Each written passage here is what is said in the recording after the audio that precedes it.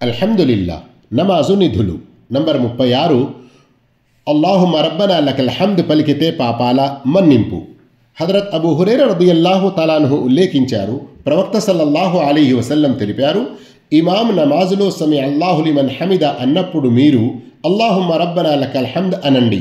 ఎవరి ఈ మాట అల్లాహ్ యొక్క దూతల మాటకు అనుగుణంగా ఉంటుందో అతని పూర్వపు పాపాలు మన్నించబడతాయి.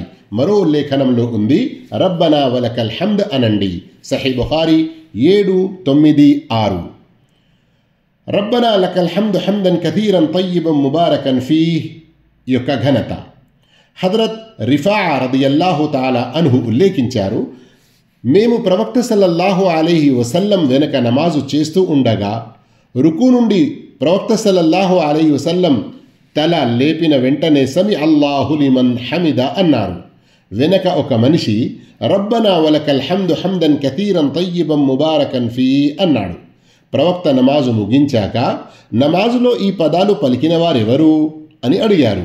నేను అని ఆ మనిషి జవాబిచ్చాడు.